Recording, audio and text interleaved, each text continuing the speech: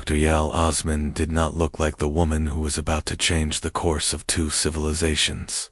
She was 43 years old, perpetually coffee-stained, and had not slept more than 4 consecutive hours in 11 days. The bags under her eyes were geological in their depth. A half-eaten protein bar sat forgotten on her console beside 17 overlapping holographic displays, all of them screaming at her in different colors. The data made no sense. That was the problem.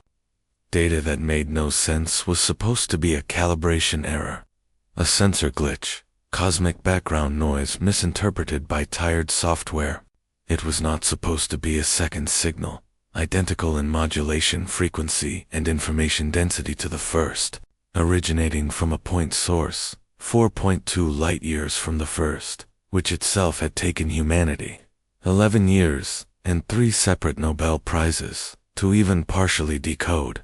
"Arya," she said, not looking up, "run the autocorrelation again. Full spectral sweep.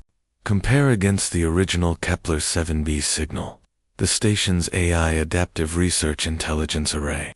A name that had seemed clever in 2341 and had aged poorly, responded immediately.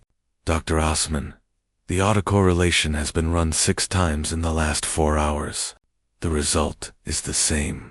Pearson coefficient of 0.9994. The signals are functionally identical in structure, diverging only in content. This is consistent with a second transmitter operating on the same protocol, or it's consistent with a reflection artifact off an anomalous gas structure. I have modeled that hypothesis. The probability is 0.0003%. I would not advise relying on it as your preferred explanation." Yael finally looked up. Through the reinforced viewport, the stars hung in their ancient indifference. Sol was a slightly brighter point than usual from this distance, 440,000 kilometers beyond the moon's orbital path. Humanity's first radio signals, broadcast in 1895, had by now traveled 492 light-years into space. They were out there, those first crackles of Marconi's transmitter, spreading through the dark like ripples in a pond that never stopped. Whoever whatever had heard them would need to be within that sphere to have possibly responded. She looked at the coordinates again. Both sources were within 500 light-years. Both had responded after the same delay, roughly 80 years following the 1906 radio transmission from Brant Rock, Massachusetts, the first deliberately high-powered international broadcast. The math was precise enough to make her mouth dry. "Someone was listening," she said quietly. "To someone's," Arya replied, "or one entity in 2 locations. The content divergence suggests the former." Yael pulled up the initial decoded fragments from Kepler 7b, 11 years of work by a team of 400 linguists, mathematicians, physicists, and one very confused marine biologist who had been recruited for her expertise in pattern recognition. The first contact protocol had been purely mathematical, prime numbers, then geometric constants, then increasingly complex sequences that formed a kind of grammar. Humanity had answered in kind, and the conversation had begun at the speed of light. With response times measured in decades, the decoded content was fragmentary but unmistakable. The beings on Kepler 7b called themselves, in the approximated phonetics that the team had assigned, the Vel. They were old. Their civilization had been spacefaring for approximately 180,000 years. They had found at least 40 other civilizations. They had a word, untranslated, but recurring, that Arya's deep inference models tentatively rendered as something between a warning, a diagnosis, and an obituary. They used that word. Arya had noted 3 years ago, in the earliest transmissions, before humanity had even confirmed the signal was artificial. They had used it in a sentence that, pieced together over a decade of painstaking linguistic reconstruction, appeared to mean, "We have found you. You carry the word within you. We grieve." Yael had not slept well since the translation was confirmed. The emergency session of the United Nations Space Authority Oversight Committee convened 72 hours later, which was some kind of record. People had been yanked off other continents, out of sleep cycles, from family dinners. They gathered in the holographic meeting space, physical bodies scattered across 6 stations and 2 lunar installations. Digital representations seated around a virtual table that none of them had designed or chosen, but had now been using for so long, it felt as natural as gravity. Director Chenwei, who ran UNSA, with the exhausted competence of a woman who had expected a quiet final decade of her career, opened without preamble. Dr. Osman, the committee has reviewed your preliminary report. We have 3 questions. First, are you certain the second signal is genuine? Yes. Second, do you believe the 2 transmitting civilizations are aware of each other? Yael hesitated for exactly 1 second, which everyone on the call noticed.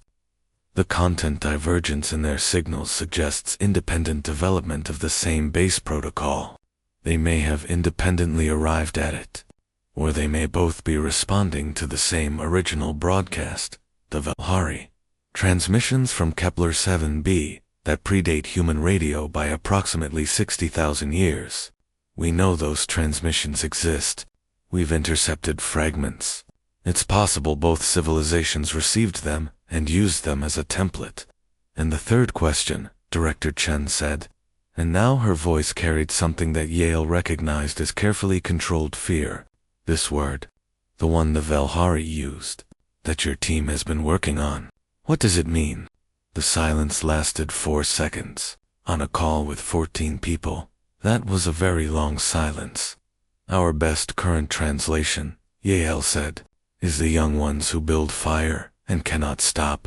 The Velhari appear to have a concept, almost a biological classification for civilizations that develop at a certain rate of technological acceleration, combined with a specific kind of resource consumption pattern. They've encountered it before, at least 3 times, based on their records, possibly more. And what happened to those civilizations? 2 of them, Yale said carefully, appear in the Velhari historical records in the past tense. The silence this time was 7 seconds. The third, someone asked. We're still working on that section of the translation. The grammar structure is unusual. The tense is ambiguous. It may be present. It may be future. Director Chen set down her stylus. Dr. Osman, I need you to tell me what you think, not the committee's formal assessment. What do you think is happening? Yael thought about the 2 signals, about the mathematical perfection of their timing, about the word that the Velhari had used before they'd even had enough information to use it correctly, as if they had recognized something in the mere fact of humanity's first radio waves that told them everything they needed to know. I think, she said, that they've seen us before. Not us, specifically, but what we are. And I think the second signal, whoever is sending it, may not share the Velhari's particular approach to delivering that information, which is patience, Yael said. The Velhari's approach is patience. 80 years of patient waiting, decades of careful grammar, grief delivered at the speed of light, which means it arrives gently, and the other civilization. She pulled up the second signal's preliminary analysis. The second signal's information density is 700 times higher than the Velhari's. Its modulation suggests a transmitter approximately 40 million times more powerful, and buried in the structure, in what our quantum linguistics team is calling a kind of header block, there is a repeating element that Arya has flagged as a countdown. The silence was 11 seconds. How long? Director Chen asked. On the countdown. 14 years, Yao said. Give or take 3 months, depending on our translation accuracy. They called it the Archimedes crisis, which Yale thought was an absurd name, since Archimedes had famously been killed by a Roman soldier who apparently had not been told to leave the mathematician alone. It seemed inauspicious. The 14-year countdown consumed a generation. Not metaphorically, literally. The children who had been born the month the second signal was confirmed would be in secondary school when whatever the countdown was counting down to arrived. Parents explained it to them in 100 different ways, most of which were inadequate. Humanity did what it always did under existential pressure. Some people collapsed. Some people transcended themselves entirely. Most people went to work.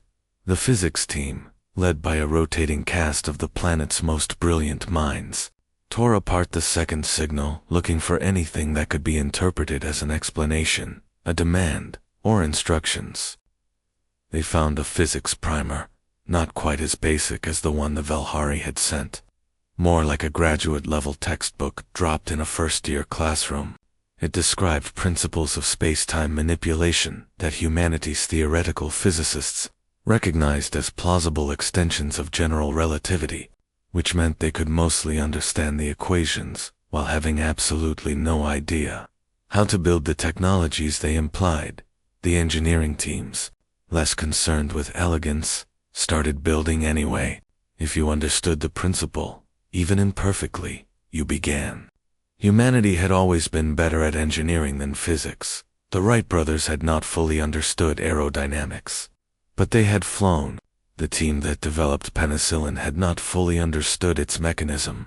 You built, you tested, you failed, you adjusted, you built again.